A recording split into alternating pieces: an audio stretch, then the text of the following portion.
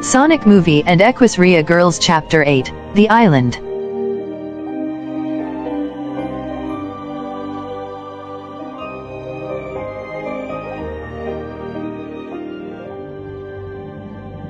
A plane could be seen hovering over an island as Tails stirred the plane with Sonic and Knuckles hanging on. Tails then heard a voice come from his intercoms as he picked up his communication device as he heard Twilight sparkle. Tails, do you copy? I hear you loud and clear, Twilight. What's the situation about the island? Back with Twilight, she was currently checking the supercomputer along with Sunset Shimmer as the other girls besides Rainbow Dash kept their eyes on the emerald. Twilight then used the supercomputer to check the surrounding area. It doesn't say much but does have some background information. The island used to be an oil factory due to the amount of oil it had but was shut down due to safety hazards. It's been abandoned for almost a decade by now, but recent rumors suggest that unusual activity has been going on the island. It could be one of Eggman's secret bases. Are you sure that Tom and Maddie could be here? I doubt it. And if I've learned anything from any action movie, I'm 70% sure this may be a trap, but knowing Eggman, he would want me to suffer first before killing me. We'll report back once we explored the island. Hey, Sonic, be careful, okay? I promise I'll try. The communication was soon cut off as Tails landed the plane slowly into the woods below them as it landed safely on the ground below them. Sonic and the others soon jumped down the plane as they did a team huddle while discussing their next course of action. Alright, here's what we're gonna do. You guys will check one part of the island while I'll check the other. That way we'll cover more ground and we'll see what Eggman's up to. If anything goes south, then we'll signal each other using our communication watch. Then let us begin this journey of ours. The trio then split up as Sonic dashed in top speeds while Tails and Knuckles ran the other direction. Are you sure those boys could handle this? I hope so. Last time I checked, they're up against an evil scientist and another hedgehog. According to my calculations, they have a slight chance they could beat Eggman and Shadow if they still together and coordinate their attacks. That's a relief. At least we know they'll come back unharmed. I can bear to look at that emerald knowing I can find one just like that. The downside is that if Eggman does beat them, then we'll be completely defenseless and left to fend for ourselves trying to guard the emerald.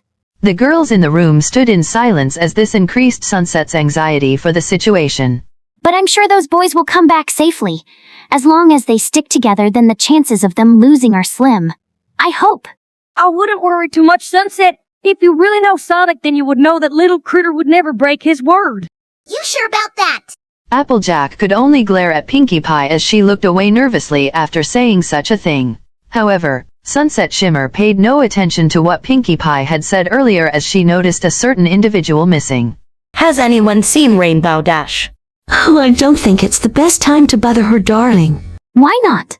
She still doesn't trust them. He's seen her breathing outside.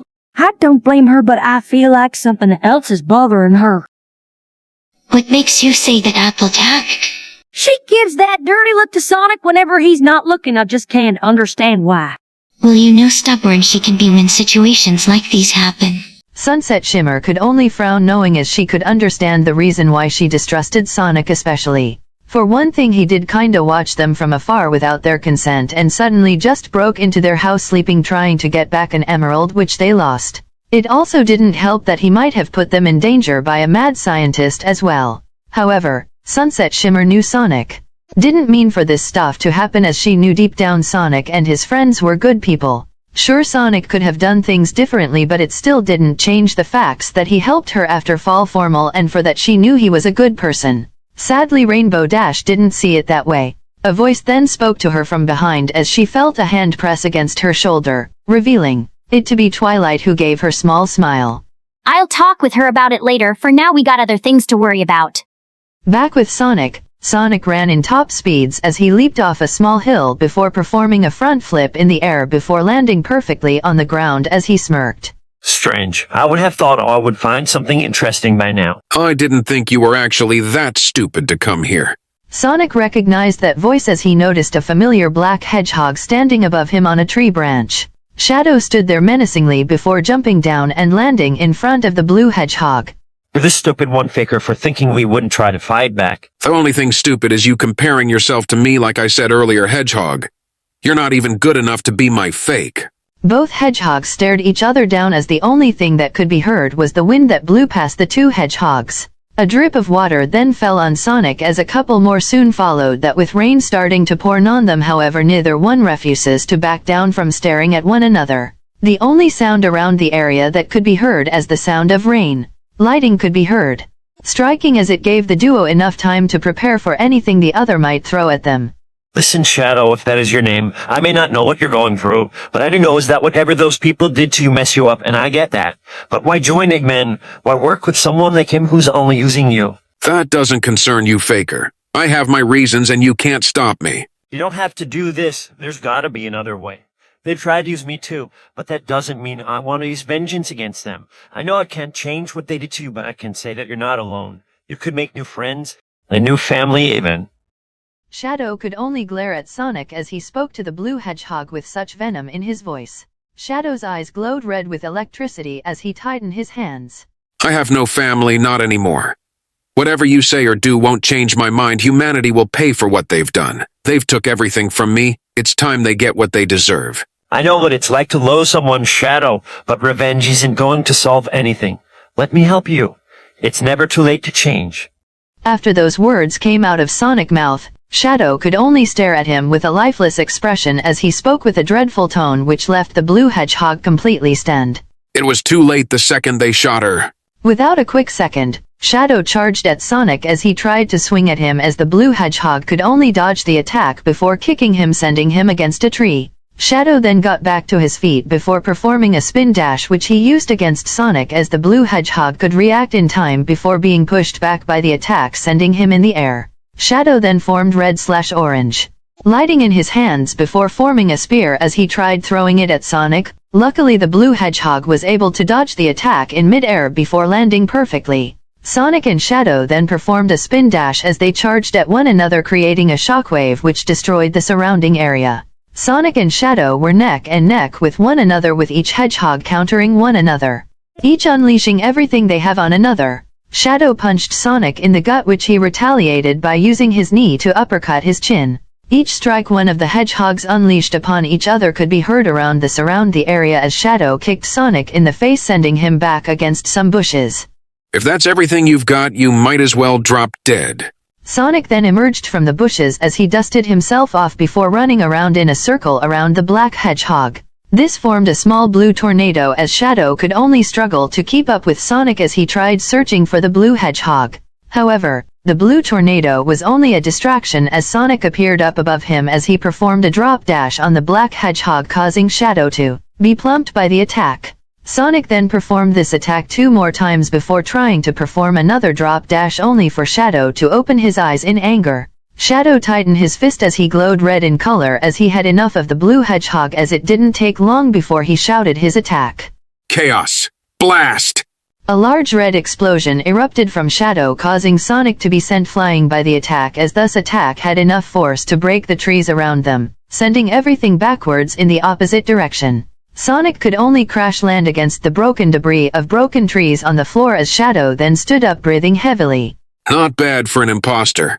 Sonic then got up from the ground as he too could breathe heavily as he glared back at Shadow. Sonic and Shadow then had another standoff as both hedgehog tempted one another to pull the first move. It didn't seem long before the two hedgehogs continued their battle.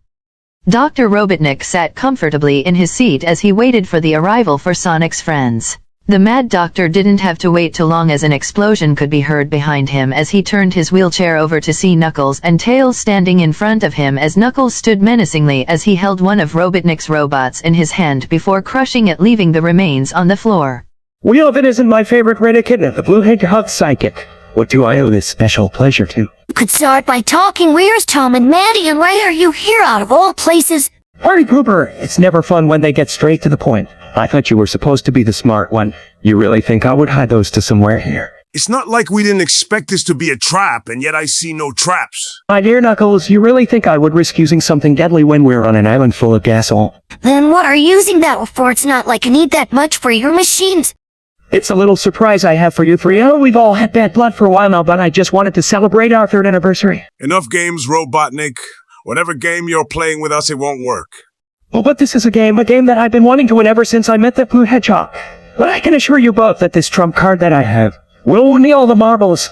Knuckles then tried charging at Robotnik only for him to punch a shield that surrounded the Mad Doctor. Robotnik could only lift up in the air before his small ship appeared as he landed on his seat while pressing a button. Just then, a ring sound echoed throughout the room which made Eggman pout.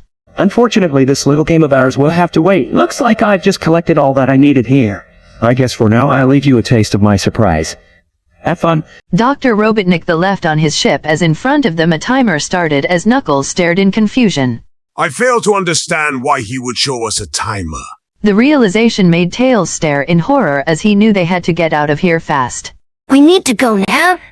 Sonic and Shadow were neck and neck as both unleaded a series of attacks on one another. Shadow kicked Sonic in face as Sonic could only bounced back off a tree as he sucker punched Shadow in gut as both fighters landed on the ground. However, their fight would soon have to wait as Shadow's communication watch would soon beep before a voice could be heard.